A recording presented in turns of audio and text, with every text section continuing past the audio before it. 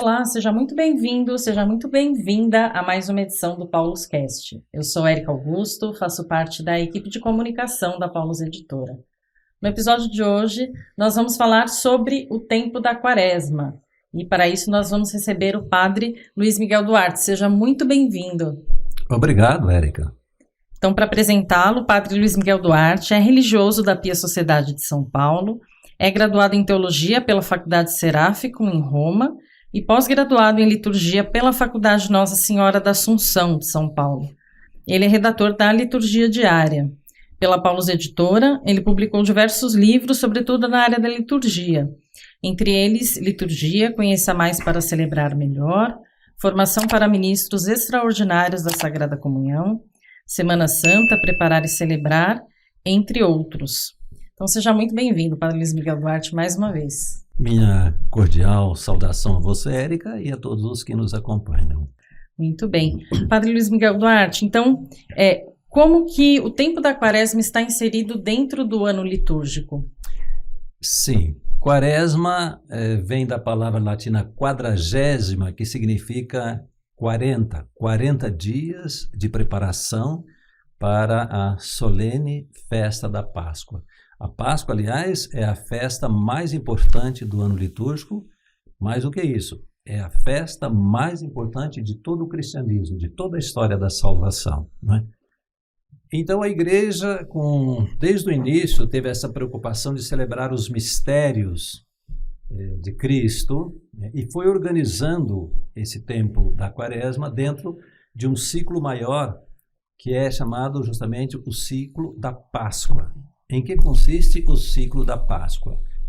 Ele pega a festa central, que é a Páscoa, e nós temos um tempo de preparação, que é justamente esse tempo da Quaresma, e nós temos um tempo que vem depois da Páscoa, que é justamente chamado tempo pascal. Então, dentro do ciclo da Páscoa é que se insere esses 40 dias que eu disse de preparação de uma caminhada espiritual do cristão rumo à Páscoa de nosso Senhor Jesus Cristo. E quais são as características assim, mais comuns desse tempo litúrgico? Desde o começo, a igreja sempre deu muita importância para o batismo e manteve isso. Inclusive, o documento sobre a Sagrada Liturgia, que em latim é Sacrosanctum Concilium, ele manteve essa questão do batismo. Isto é, uma reflexão mais aprofundada sobre o batismo. Por quê? Porque no começo era o tempo forte, o tempo da Quaresma era o tempo forte de preparação para o batismo, sobretudo no início, em que havia muitos adultos ainda que queriam entrar no catolicismo, né, na Igreja de Jesus Cristo. Então se preparava de uma maneira mais intensa, né, nesse período da Quaresma. E aí é interessante dizer que o Sacrosanctum Concilium, esse documento sobre a Sagrada Liturgia, manteve também por quê? Porque o batismo é aquele sacramento que nos insere na vida cristã, que nos faz participantes da vida de Cristo. Nós somos, como diz o apóstolo Paulo, filhos do Filho. O Filho é Jesus, né? Então, é um tempo para a gente repensar, rever o nosso batismo. Embora esteja no início, né, da nossa vida cristã, mas ele é muito importante e que nos ocupa também o nosso compromisso durante a vida toda, né? Então, nesse sentido, o batismo manteve o seu lugar como uma das características do tempo da Quaresma. E nós temos também a questão da penitência. Geralmente, quando se fala de Quaresma, a tendência é falar Quaresma significa penitência. E é também, mas eu diria penitência e conversão, porque a penitência ela pode passar para nós uma ideia de uma coisa negativa, fazer penitência, uma coisa desagradável, pesada, etc. Mas a penitência tem o sentido de olharmos para dentro de nós mesmos para reconhecer os nossos erros, os nossos problemas, as nossas fraquezas, né? Depois falaremos aqui a pouquinho sobre as cinzas, né? Vamos lembrar isso aí também, né? Então, penitência é esse aspecto de olhar para nós, reconhecer as nossas limitações, os nossos pecados, nossas faltas, etc. Mas o processo de conversão me parece que passa uma imagem assim mais positiva, quer dizer, converter-se é mudar de vida. Então, se eu reconheço que tenho erros e defeitos, falhas, eu me proponho a corrigir. Então, é um tempo de conversão. Mas também, os documentos da igreja salvaram esse aspecto interessante, que é um tempo maior para a escuta da palavra de Deus. E aqui, nesse sentido, o Concílio Vaticano II, quando eu falo Concílio Vaticano II, eu estou falando de um dos maiores acontecimentos na história da igreja, que aconteceu do ano 1962 a 1965. Quem abriu o concílio foi o Papa João XXIII, São João XXIII. Depois o Papa São Paulo VI foi que fechou o Concílio Vaticano II, né? Então, ele segurou muito e deu um reforço, uma saliência para esse aspecto da escuta da palavra de Deus. E por conta disso, o Papa Paulo VI criou, na ocasião, uma comissão para trabalhar textos litúrgicos para todo o ano, não só para o tempo da Quaresma, mas também para o ano inteiro. Então, foram 7 anos de labuta, de trabalho, de encontros das comissões, de partilha daquilo que eles tinham pesquisado, etc. E chegaram, então, a um consenso, né? Um resultado, que é o que nós usamos hoje como leituras ao longo do ano litúrgico. E eles reforçaram muito esse aspecto, justamente aumentar passagens bíblicas para o tempo da Quaresma. E eu diria mais, passagens próprias, passagens selecionadas justamente para esse tempo. E um quarto aspecto é a oração, né? Os documentos também da igreja lembram isso, né? Então, o batismo, a penitência e conversão, que eu coloco numa chave só, depois a escuta da palavra, e também a oração. É um tempo de rezar mais, é um tempo de nos voltarmos mais para Deus, aí rezar nossa oração pessoal, nós temos a oração também em família, temos uma oração em grupos, né? As vias sacras. Exatamente, também, né? Aqui entraria a via sacra e tem uma oração também na comunidade cristã, um grupo maior, né? Você falava da via sacra, não sei se quer que a gente fale alguma coisinha agora. Vamos falar um pouquinho? Sim, podemos oração, falar, porque né? É bem comum, né, o exercício da via sacra entre os grupos. É bem comum e é um exercício, nós chamamos até mesmo de prática de piedade, porque é uma coisa saudável, né? E é uma oração que vem desde o começo, curiosamente, vem desde o começo do cristianismo.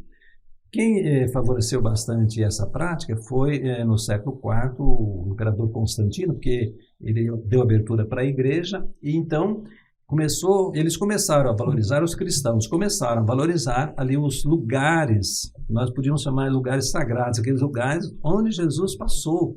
Sim. E eles faziam uma espécie de caminho por onde Jesus tinha passado, vamos imaginar, a partir do pretório de Pilatos até o sepulcro, passando pela morte na cruz, no Calvário, e ali até o sepulcro. Então, eles paravam em certos pontos e ali faziam uma reflexão, e faziam uma oração, etc. Isso foi bem no começo, portanto, é antiquíssima a prática da via sacra. Claro que a questão das estações foram se organizando com o passar do tempo. Quem divulgou bastante essa questão da via sacra foram os franciscanos a partir do século XIV. Por quê? Porque os franciscanos, eles assumiram a organização lá em Jerusalém, né, das festas litúrgicas, eles tomaram conta lá do templo e etc. Né? Essa parte religiosa ficou por conta dos franciscanos. Então, eles deram um grande incentivo para o uso e a expansão mesmo, a divulgação da via sacra. Só que essa questão das estações foi variando o número sim. delas, né? Variou porque puseram 7, passaram inclusive de 14 para até 23, etc. Quem definiu foi o Papa, não sei se eu vou conseguir lembrar, mas foi no ano 1731, deve ser um Clemente XII, vamos ficar com esse. Se depois precisar corrigir, nós corrigimos. Ele que determinou 14 estações e aí estendeu para toda a igreja. Então, hoje nós temos 14 estações. Mas eu sei que alguém que está me ouvindo fala assim, mas não são 15? Eu preciso dizer o seguinte, o nome é Via Sacra, caminho sagrado, ou em latim Via Crucis. Via Cruz significa caminho da cruz. O caminho da cruz chega até a sepultura de Jesus, são 14 estações. Alguns lugares, algumas vias sacras, né, eles colocam uma 15ª, né, 15 estações, talvez para coroar um pouco, né? Só que não era necessário. Eu acho que nós tínhamos que ficar com as 14, porque aí está. Sepultura de Jesus é a 14ª. Foi sepultado, ali está. Eu acho que para celebrar a 15ª, nós temos que entrar na Semana Santa, já é outro aspecto, Sim, entendeu? sim, lá na Vigília Pascal. Exatamente, Sim, aí é que você vai celebrar realmente a ressurreição de Jesus. Mas quando você fala de via dolorosa também, caminho doloroso, via crucis, caminho da cruz, nós vamos ficar com as 14 estações. Sim.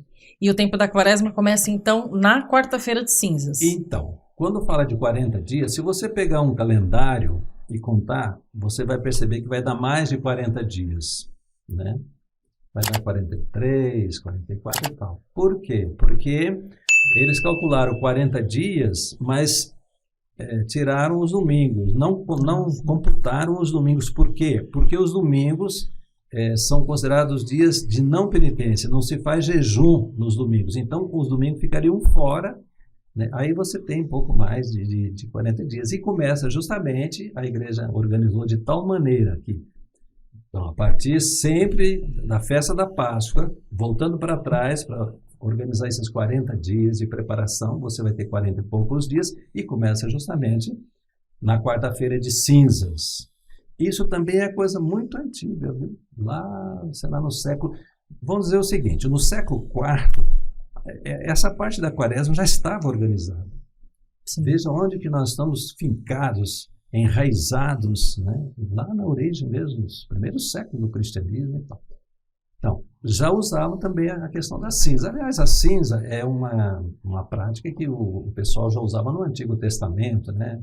Os judeus, nas celebrações deles, já tinham também essa questão da cinza ligada com a questão da penitência. E é fácil entender porque a cinza, até as palavras que o padre usa, uma das formas, tem duas, né? Uma das formas que o padre usa quando vai distribuir ou impor, né, fala de imposição das cinzas, é aquela: lembra-te, homem, que és pó, e ao pó has de voltar. Então, quarta-feira de cinzas, com a imposição das cinzas, é o começo da quaresma, e vai tocando, né, são 5, chamados 5 domingos, mais o sexto, que já é entrando na Semana Santa. Portanto, o sexto domingo da quaresma é o domingo de Ramos, e já abre a Semana Santa. E aí termina. E quando termina a quaresma? A quaresma termina na quinta-feira santa, com a missa na ceia do Senhor. A missa na ceia do Senhor é na parte da tarde, no entardecer, quando já faz parte do dia litúrgico seguinte, né?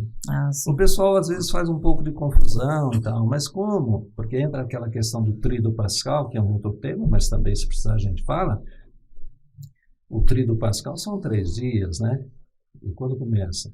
Se você contar de trás para frente, o domingo da Páscoa, Páscoa da Ressurreição, o sábado santo, sexta-feira da Paixão, já são 3 dias. Sim. Aí você fala, e a quinta-feira santa não entra? Entra, fazendo parte já do dia seguinte. Então, a quaresma começa na quarta-feira de cinzas, atravessa esses vários domingos aí, inclusive o domingo de Ramos, que é o sexto, chamado também domingo da Paixão do Senhor, e vai até a quinta-feira santa, com a missa na ceia do Senhor, que acontece no entardecer. Sim, e nós falamos também da questão do jejum. Que sentido que nós podemos dar ao jejum nesse tempo da quaresma? Por falar em jejum, vou tomar um golinho d'água. Sim. Eu poderia aproveitar enquanto vocês estavam falando, mas não tem problema. Porque muitas vezes essa prática do jejum é muito falada e muitas pessoas aderem, mas às vezes sem dar um sentido profundo. Jejuar é não se alimentar, não se alimentar. Pode ser por um certo tempo, pode ser por mais tempo, pode ser um jejum mais suave, um jejum mais pesadão, né? Mais rigoroso, né? Agora, tem gente que faz... Nós temos às vezes que fazer jejum para fazer exames clínicos. Você vai fazer um exame de sangue, eles falam 8 horas, 9, 10 horas, aliás, 12 horas de jejum para determinados exames. E tem uns que não pode passar de 14 horas de jejum, já me aconteceu até uma vez. Fui fazer uns exames lá, quantas horas você está de jejum? 14 horas, então não pode fazer. Aí eu fiquei quieto, né, porque é uma área que eu não entendo muito, com quase nada. Mas para dizer, existe esse jejum que é uma exigência da própria medicina e tal, né? Tem um jejum que é, por exemplo, de protesto. Né? Acho que nós ouvimos, alguém aqui vai se lembrar também, de um jejum que alguém fez, ou um grupo fez, para protestar contra uma determinada... Eu fico ali em jejum e o pessoal aí chama atenção, porque, na verdade, esse jejum de protesto, é claro, é para chamar a atenção, sobretudo das autoridades, e chegar ao objetivo que quer, Sim, né? teve o caso do Dom Luiz Cápio. Foi, na bem Bahia, lembrado, na a memória Diocese está de Barra. excelente. Então, é isso mesmo, né? Ficou lá em jejum, ficou aquela coisa em vista de um benefício para a população e tal, né? E tem, que mais? O jejum, esse mesmo, que nós damos um sentido penitencial para ele, etc, né? Então, vamos fazer o seguinte, o jejum, e é engraçado, aquele documento que eu citei agora há pouco sobre a Sagrada Liturgia, ele fala de um jejum pessoal, ele fala externo, depois interno, né? Pessoal e também social. Então, vamos supor, um jejum externo, o que é? É aquele que você deixa de comer, as pessoas percebem, né? Isso aí é externo. O interno é quando ninguém percebe nada, no entanto, você oferece alguma coisa. Vou dar um exemplo de um jejum interno, acho que é, se alguém não concordar, depois escrevem para nós, aí não tem problema, né? Eu tenho vontade de falar um monte de palavras de desaforo com uma determinada pessoa, mas eu penso bem, não vale a pena. Isso não vai trazer benefício nem para mim e nem para a pessoa. Posso escolher um outro caminho. Me parece que esse poupar de dizer esse monte de palavras para aquela determinada pessoa, isso pode ser considerado um jejum interno. Depois, tem o pessoal que sou eu mesmo que faço e tem aquele coletivo que é um grupo que decide de fazer o jejum, né? Então, eu não sei, eu fico pensando, qual é o sentido? Me parece que uma pergunta boa que nós temos que fazer aqui é a seguinte: qual é o sentido do jejum, né? Qual é o sentido que damos ao jejum? Qual é o sentido que eu dou para o jejum? Porque, por exemplo, a igreja diz, quarta-feira de cinzas e sexta-feira da paixão, está prescrito jejum e abstinência. Eu vou fazer porque a igreja manda. Negativo. Você pode, não é tão negativo, você pode fazer, mas você sabe por que você vai fazer? Qual é o sentido que eu dou? Porque se você faz o jejum, tem que ter um motivo por que você faz. É para se transformar, para você mudar de vida, para você se voltar mais para o próximo, portanto, exercitar-se mais na solidariedade, etc. Esse faz o seu sentido. E outra pergunta que eu faço sobre o jejum é que benefícios esse jejum traz para mim e para as outras pessoas. E vou dar um exemplo. A pessoa faz jejum e fica carrancuda, fica de mau humor, fica intratável. Para que serve esse jejum? Sim. Não, mas aí é pior, é melhor não fazer. Então, alimente-se bem, seja simpático ou simpática e atende bem as pessoas, né? Você pratica um ato de caridade, que é acolher bem as pessoas, etc. Então, eu insistiria muito nessa pergunta. Qual é o sentido que eu dou, né, para o jejum e que benefício ele traz para mim e para os outros? Sim, nesse tempo também, sobretudo eu acho que os mais jovens têm assim, um jejum de redes sociais, ou um jejum, não vou ver novela, não vou ver uma série, mas de fato não é só deixar de fazer algo, né? Mas também de que forma isso pode me levar à conversão. A conversão e a solidariedade, quer dizer, Sim. Eu faço jejum, mas eu quero beneficiar alguém. Eu deixo de, por exemplo, no tempo da quaresma, de tomar sorvete, e esse dinheiro eu vou passar para uma família, eu vou reservar esse dinheiro, vamos imaginar que seja uma família de 5 pessoas. Ninguém vai tomar sorvete, né? Então, aqueles potinhos de sorvete não vai ter durante a quaresma, nos domingos e tal, ok? E esse dinheiro é pouquinho, mas se mais gente fizer isso, ajuda, né? Sim. E vamos dar um prato de comida no dia da Páscoa para uma família e tal. Mas isso resolve o problema da família? Não resolve, mas pode desencadear, em você principalmente, esse desapego das coisas terrenas, dos bens terrenos. E pode levar ao menos um dia de alegria para essa pessoa. Existe a esperança, né? Entendeu? Sim, Acho sim. que vamos por aí, né? Sim. E nós vemos, por exemplo, no tempo do Advento, existem personagens, João Batista, Maria. Na Quaresma, existe um personagem central? Existe. O centro da Quaresma é a pessoa de Jesus Cristo, né? Então, é importante falar desse protagonismo de Jesus, porque às vezes nós podemos também ter uma ideia um pouco falsa de que a Quaresma pensa só na paixão e morte de Jesus. Não. A Quaresma nos faz entrar em contato com toda a missão de Jesus. Curiosamente, se você prestar atenção, O primeiro domingo da quaresma fala das tentações de Jesus, quer dizer, Jesus é o vencedor das tentações. E você sabe que nós temos o ciclo A, B e C. E essa questão das tentações aparece no ciclo A, no ciclo B e no ciclo C. E aí também, se precisar, a gente explica isso aí, mas é você que vai verificar se é o caso, entendeu? E eu quase me perdi aqui, mas eu me recomponho, você me ajuda, a gente se né? acha. O protagonismo, então, de Jesus, ele está presente ali, depois ele vai para a transfiguração, depois ele vai curar cego, sobretudo estou falando agora do ano A, 2023, etc., né? E tal. Aí vai colocando, eu diria assim, pontos importantes da vida de Jesus, vai salientando, né? Esse tempo vai salientando o protagonismo de Jesus, em que ele é não só o protagonista, mas ele é também modelo, portanto, ele está colocado aí como um exemplo para nós seguirmos, né? Jesus é um modelo para a gente seguir e tal. E também como nosso mestre, né?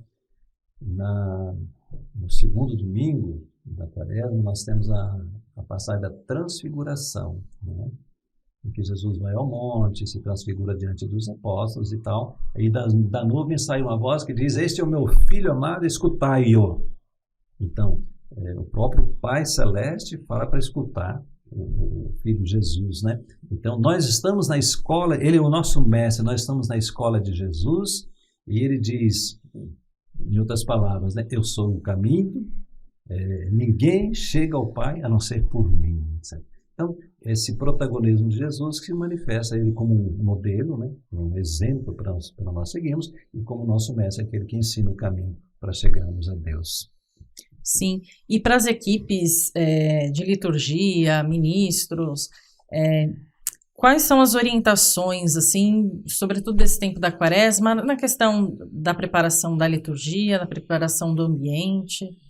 A primeira coisa importante mesmo é preparar-se, então, a equipe de liturgia ou as equipes de liturgia, porque existem algumas paróquias que no tempo da quaresma colocam mais pessoas, não fica aquela pequena equipe, mas eu conheci uma paróquia, até ajudei anos atrás, um padre que ele tinha 50 pessoas envolvidas com a liturgia ou com as várias celebrações da Semana Santa. Ou seja, é um tempo especial, precisa de um zelo muito especial. Então, a primeira coisa é reunir essa turma. Se o padre não puder dar essas orientações, chame alguém que tenha condições, um seminarista, uma religiosa, para dar essas orientações para o pessoal. Então, a primeira coisa é preparar-se mesmo. De uma maneira geral, dar um panorama da Semana Santa e depois preparar cada celebração, para que cada um que vai exercer uma determinada função tenha clareza sobre o seu serviço dentro daquela celebração, né? Porque senão se embanana todo, são coisas diferentes. As celebrações da Semana Santa, elas fogem do padrão normal, né? Então precisa ter esse zelo, esse cuidado, etc. Então, a primeira coisa é exatamente essa de preparar-se. Depois, servir-se de material, nós temos alguma coisa, podemos até apresentar aqui, que orienta o que é necessário preparar, por exemplo, para o Domingo de Ramos, né?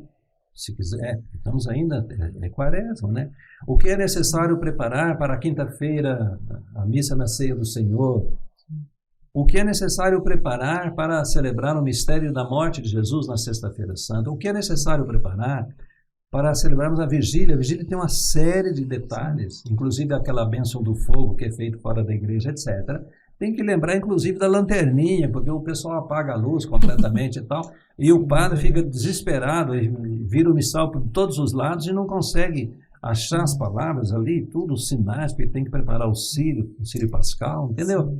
Então, eu ficaria com essa orientação. Preparar-se com certeza. Depois as coisas, e claro, celebrar com dignidade, celebrar como quem celebra os mistérios de Cristo, e não como quem está lá fazendo um teatro, né? Sim, porque são muitos detalhes, né? E são muitas especificidades que, às vezes, causam ali um improviso na hora da celebração e que, de fato, para que seja um tempo vivido intensamente na comunidade, seja bem preparado, né? Sim. Exatamente. Então, evitar ao máximo a questão de improvisação, né? Por mais que a gente prepare alguma gafe, ainda acontece, né? Algum deslize, às vezes, acontece. Tá? Eu estou meio sorrindo porque Eu, como celebrei, ajudei muito em Semana Santa por aí, havia cada caso engraçado que era mais para rir do que, ou para chorar do que para rir, enfim, mas, enfim, é um ruído muito forte e estraga a celebração. Em vez da gente estar ali a rezar, fica dando risada, porque a coisa é engraçada e a gente acaba rindo, sim, né? E existia também, em algumas comunidades ainda existe a tradição de se cobrir as imagens, né? Qual que é a origem dessa tradição? Então, eu sei que antes do Concílio Vaticano II, né, era obrigatório, interessante, era obrigatório cobrir as imagens e tal. E o sentido que se dava e que se dá, porque em algumas igrejas eles mantêm ainda esse costume, até falo disso. Você fala, mas depois do concílio aboliram? Não aboliram, mas deram assim essa possibilidade de ser ou não ser. Nos lugares em que se costumava fazer, pode se manter esse costume, etc. Antes era obrigação, agora é uma possibilidade, né? Sim. E tanto que muitas igrejas, sobretudo as mais atuais, não colocam tanto imagens de santos, então não há mesmo necessidade de cobrir as imagens. E o sentido era esse mesmo, um sentido mais de apagar tudo aquilo que poderia chamar mais a nossa atenção para nos concentrarmos justamente sobre o nosso protagonista, que é Jesus Cristo. Então, o centro desse tempo da Quaresma é Jesus Cristo, para não distrairmos aí com as várias imagens dos santos, que têm o seu valor evidentemente, né? Então, se cobria as imagens que eram descobertas depois lá antes da Vigília Pascal, né? Aí, quando ia celebrar a Vigília Pascal, aí se descobriam as imagens, aí se entrava para a festa da Páscoa. Né? E aí também a igreja orienta essa questão de flores, de muita música. Sim. O missal romano sempre dá uma dica, ele fala, olha, é um tempo só de sobriedade, nada de muitas flores, etc, etc. Aquilo, também quanto aos instrumentos, né? Não só quanto à questão de flores, essa arrumação toda, isso não há necessidade. Mas a questão dos instrumentos, usar aqueles instrumentos que eles possam ajudar na condução do canto, sabe? Sim. Então, às vezes, diminui. Eu me lembro que uma vez eles queriam tocar bateria e tudo isso. Não, na Semana Santa, na Quaresma e na Semana Santa não vai dar certo. A não ser, depois sim, na Vigília Pascal, que entra com a ressurreição do Senhor e tudo bem, né? Então, para dizer, e justamente é para dar esse contraste. Na Semana Santa, principalmente, trabalha muito com essa questão do contraste de luz, né? Luz e sombra, né? E tênebras, trevas, né? Que eu digo, escuridão, pronto, né? Trabalha muito com isso. Então, nesse tempo, os instrumentos, só aqueles que são indispensáveis para manter, né? Para manter o canto, e os outros ficam dispensados. E você pode usar depois, quando entrar a ressurreição. Outro detalhe que a gente não combinou, mas vou perguntar. Você pergunta, a gente falar que não sabe. Tem a questão também do sinal da cruz, que eu lembro que assim, a gente faz o sinal da cruz na Quinta-feira Santa, depois a gente vai voltar a fazê-lo só na Vigília Pascal também. É bem isso que acontece. Inclusive a bênção, né? Se você pegar, não tem a bênção lá na quinta-feira, né? E nem na sexta, termina com oração. E depois, exatamente, vai voltar ali na Vigília Pascal. É isso mesmo que acontece, né? Que dá a ideia dessa... É uma celebração única, exatamente, né? O Tríduo Pascal é considerado uma celebração única, que eu já disse, começa com a celebração da instituição da Eucaristia na Quinta-feira Santa, no entardecer da quinta, e segue a sexta com o mistério da morte de Jesus. O sábado santo é um dia que nós chamamos de alitúrgico, ou seja, não tem celebração da missa. A sexta-feira também não tem, né? Mas o sábado não tem. O que vai ter depois é a vigília, que começa justamente à noitinha, né? À noite, e vai atravessando, vai seguindo em frente. Aí sim, termina-se com a celebração da Eucaristia, né? Então, aqueles que nos acompanham, que têm o costume de ir só na Sexta-feira Santa, que participem do tríduo como um todo, né? Porque é bonito perceber também essa caminhada, porque muitas igrejas enchem na Sexta-feira Santa, né? O povo brasileiro tem uma tradição, costume, não é ruim, de frequentar muito a procissão da Sexta-feira Santa, a procissão do Senhor Morto, por assim dizer, como se fosse um tipo de uma despedida, levar Jesus para o sepulcro, né? Eu acho que é uma prática interessante, bonita, quando se faz bem, se faz direitinho, se faz sentindo, pensando, né? E até pensando na própria vida e tudo, acho importante. Há cidades aí, por exemplo, em Minas, sul de Minas, que eu já participei várias vezes de Semana Santa lá, o pessoal vai em peso, é o município inteiro que se congrega ali para aquele momento, né? Só que depois deveriam comparecer também na Vigília Pascal para celebrar a ressurreição do Senhor, né? Então a gente faz isso aí, é uma crítica que se faz, o cristão vai lá e sepulta Jesus e fica por isso, não. Existe uma esperança de ressurreição, então a gente vai voltar no sábado, né, na Vigília Pascal, para justamente celebrar solenemente a ressurreição do Senhor. Sim. E a Paulus também publica toda Semana Santa a liturgia diária específica desse tempo, né? O que esse subsídio traz também para o leitor de diferencial? Então, perdão. Aqui então, liturgia diária Semana Santa. Além da a publicação, a Semana Santa, ela é publicada na liturgia diária normal. Nós fazemos um livrinho especial, só com as celebrações, né? Um fascículo, né? Só com as celebrações da Semana Santa, né? E ele traz aqui, além das celebrações de cada dia, começar evidentemente pelo domingo de Ramos, e vai depois, é claro, até o dia da Páscoa da Ressurreição, domingo da Ressurreição, ele tem outras propostas também, né? Eu estava folheando aqui, nós colocamos aqui uma via sacra, né? Uma via sacra muito bem elaborada pela Paulus também. Depois nós temos aqui, eu vi as 7 dores de Nossa Senhora. Não são coisas longas, são coisas curtas, mas pode servir de orientação, né? Para quem tem que fazer uma pregação, por exemplo, sobre as 7 dores de Nossa Senhora, né? Que é encaixado aqui no sábado, por exemplo, durante o dia, pode-se fazer isso aqui, né? Tem também as 7 palavras de Jesus na cruz. Perfeitamente, as 7 palavras, que às vezes são textos mais longos, né?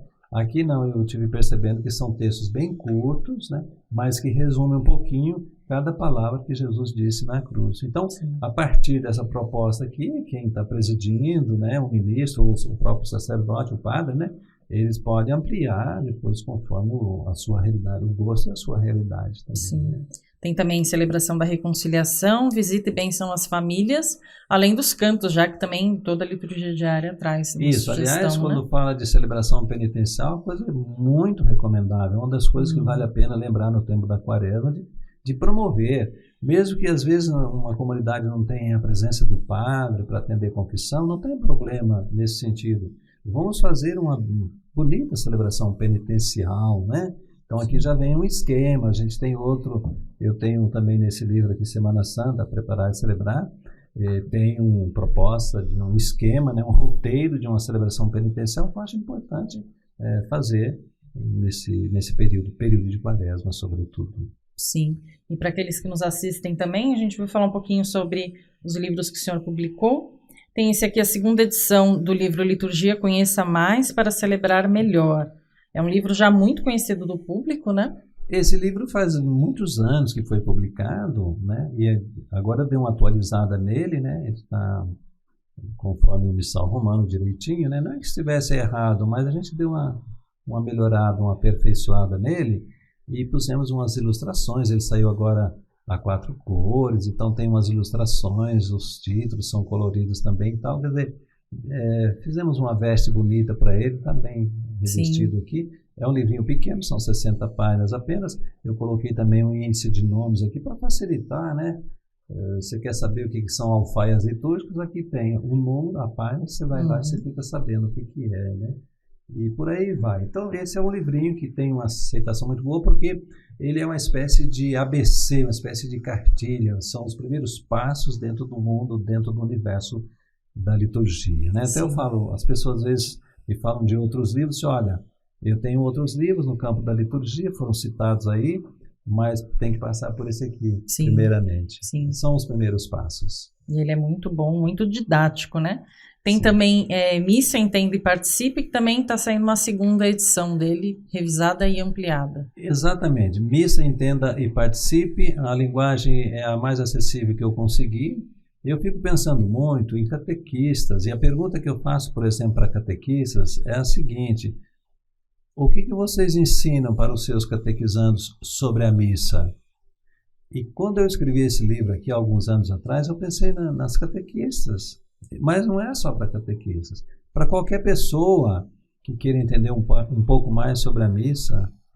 Eu tive um fisioterapeuta e eu dei de presente para ele um livro desse, e ele disse: padre, depois que eu li esse livro, eu participo de uma maneira diferente. Agora eu entendo os símbolos, a simbologia que é usada ali na celebração, né? Porque eu trato também tem um capítulo especial aqui sobre a questão do símbolo, né? Da simbologia e tal. Então, entenda e participe. À medida que você entende, você participa melhor, né? De um modo mais frutuoso. Sim. E para quem já costuma celebrar e participar, recuperar também o sentido de algumas coisas, né? Revisitar alguns temas também é muito importante, né? Eu estava vendo agora há pouco, folheando aqui, tem até uma página sobre o ano litúrgico.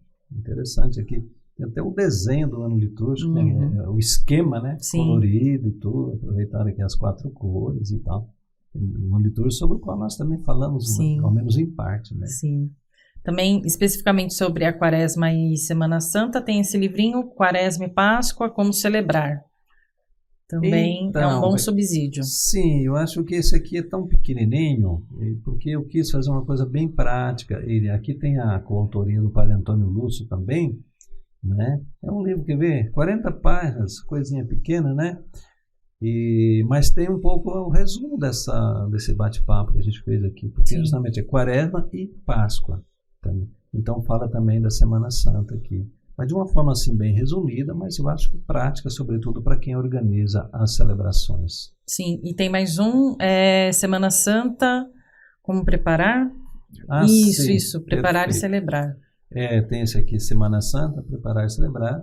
Esse aqui tem algumas reflexões, né, sobre cada dia da Semana Santa. Por exemplo, Domingo de Ramos. Eu tenho um capítulozinho para o Domingo de Ramos. Quinta-feira Santa. Aqui uma reflexão. E depois, Sexta-feira da Paixão, também tem. Sábado, Vigília Pascal e Domingo da Ressurreição. Tudo tem o seu espaço aqui, né? Além disso, tem também uma outra proposta de Via Sacra. Às vezes as pessoas gostam de fazer Via Sacra, gostam também de variar, né? De pegar outros textos. Aqui tem um texto, né? A Via Sacra da Luz. Nós temos algumas palavras, uma espécie de vocabulário que eu quis colocar aqui, por exemplo, o que é redenção? Né? O que é crucificação? Né? Porque fala também, tem as palavras, e tem eu coloquei alguns símbolos também da Páscoa, né?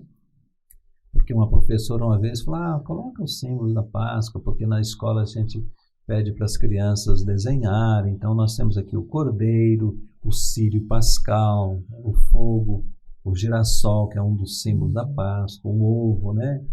E por aí vai, a cruz também, né? Sim. Então tem um pouco de... e tem uma proposta também de celebração penitencial. Aqui tem as 7 palavras de Cristo. Aqui sim, estão mais estendidas as palestras que eu faço sobre cada palavra de Cristo na cruz.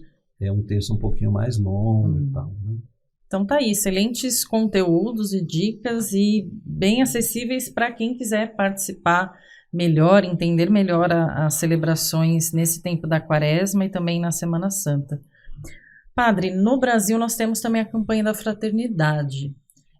De que modo que ela nos ajuda também a viver melhor este tempo? Então, a campanha da fraternidade foi uma criação da Conferência Nacional dos Bispos do Brasil, né, em 1964, então já tem alguns anos, né? E é um esforço de colocar, de propor para os fiéis algum gesto concreto para a gente justamente expressar a nossa conversão, expressar esse tempo que nós estamos vivendo, o tempo da Quaresma, né? Então, geralmente toca em alguns temas sociais, alguns problemas, né, que existem aqui no Brasil, né, algumas carências e tal, né? Então, principalmente, o sentido é esse de a gente mostrar concretamente, portanto, com obras, o nosso caminhar, né, para a festa da Páscoa, entendeu? E aí, esse ano, por exemplo, 2023, a campanha trata sobre a questão da fome. Justamente o título é Fraternidade e Fome, né? E o lema é dai-lhes vós mesmos de comer. Essa expressão, dai-lhes vós mesmos de comer, vem dos lábios de Jesus, quando os apóstolos veem juntamente com Jesus uma multidão faminta e vão falar: Jesus, esse pessoal está com fome, o que a gente faz com eles? Manda para a cidade para eles comprar alimento? Aí Jesus fala: dai-lhes vós mesmos de comer. Já nessa expressão existe uma proposta de empenho, cada um vai fazer alguma coisa para resolver, para sanar a fome do outro. Porque a nossa tendência é jogar para as autoridades, eles é que tem que ver isso. Claro que tem que ver isso aí. Entretanto, o que eu também posso fazer para sanar a fome de alguém, né? Então, a campanha tem esse sentido, né, de nos despertar para algo concreto, e nesse ano, sobretudo, essa questão da fome. Eu queria salientar um aspecto, ele não está muito salientado no texto, que eu tive a paciência de folhear completamente isso aqui, li alguns textos e tal. Esse aqui são só, o pessoal não precisa se assustar, 384 páginas, mas existe o texto, porque aqui estão todos os textos, né? Aliás, um trabalho admirável, né? Meus parabéns para essa equipe que organizou esse trabalho aqui, uma coisa riquíssima, sabe? A gente tem que levar a sério isso aí, né? Sim. Olha, tem celebração proposta para crianças, para jovens, para adolescentes, para jovens, tem proposta de celebração até nas escolas, sabe? Para as famílias, portanto, gente adulta e tudo, tem tudo aqui, sabe, né? É uma riqueza muito grande, né? Então, as propostas estão aqui, só que a gente tem que pegar isso aí e ter a coragem de colocar em prática. Mas eu queria salientar uma coisa, isso é escolha minha, né? Eu ficaria assim, a questão do desperdício, sabe? Evitar o desperdício. A gente desperdiça comida, energia, água, né? Energia elétrica e dinheiro. Sim. Eu acho que desperdiça dinheiro também, né? Quando você usa mal o dinheiro, usa em qualquer coisa, usa em excessos, né? A pessoa já está bêbada, ainda usa mais ainda, mais uma dose, aí, mais duas, mais três. Essa questão do desperdício das coisas, eu acho que é um aspecto que valeria a pena. O Papa Francisco tem insistido também sobre essa questão, né? Esse sentido de liberdade, de desprendimento também diante dos bens materiais. E a valorização de cada coisa, né? Da água, daquilo que o Papa também chama de casa comum, né? Que é o nosso universo todo. Então, esse desperdício, esse vício de jogar fora as coisas e jogar em qualquer lugar, né? Agora acho que estão evitando muito, mas uma vez o Rio Tietê em São Paulo tinha essa fama de receber sofás, cama velha e tudo. Sim, acho que o pessoal já se educou, isso não acontece mais, graças a Deus. Então eu ficaria assim com essa proposta bem prática, né? De evitar o desperdício. Sim, e fica também uma reflexão para esse tempo da Quaresma, que também se estende ao longo do ano, né? E eu acho que o tema também está muito alinhado para a realidade que a gente vê hoje no Brasil, né? A gente viu a questão dos Yanomamis e outras questões, e também, sobretudo, para a gente refletir a questão da Laudato Si. O Papa Francisco tem insistido muito nisso, né? E o próprio tema, né, que os bispos escolheram para a campanha da fraternidade é muito oportuno, né? Sim. Você fala de um Brasil onde 33 milhões de pessoas sentem fome, passam fome, é um negócio escandaloso.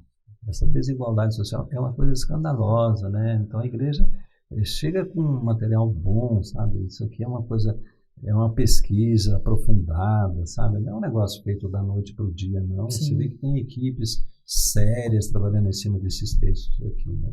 Sim.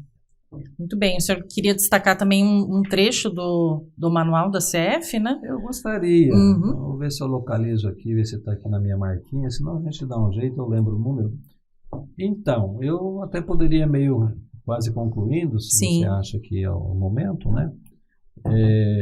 Um trechinho aqui, que corresponde ao número 28 do texto da campanha da Fraternidade 2023. Achei legal e quero compartilhar com vocês. Nenhum cristão pode lavar as mãos quando se gastam em armas e extravagâncias recursos que deveriam estar a serviço da saúde, da educação, da habitação, da construção de redes de saneamento básico. Nenhum cristão pode dormir tranquilo quando tantos homens e mulheres, depois de uma vida de trabalho, recebem aposentadorias miseráveis, que mal dão para pagar os remédios, enquanto se gastam quantias exorbitantes em obras de fachada que só servem para satisfazer o ego dos donos do mundo. Chega. Tá bom. Muito bem. É um texto sério, um texto oficial da Igreja Católica no Brasil. Tá aí o recado. Sim.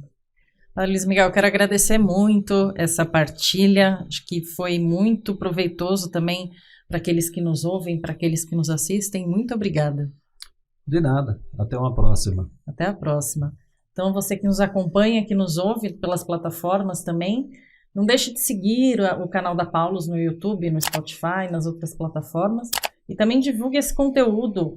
Divulgue lá no grupo da sua paróquia, no grupo de seus ministros, dos leitores, ajude a divulgar esse conteúdo. Muito obrigada, até a próxima.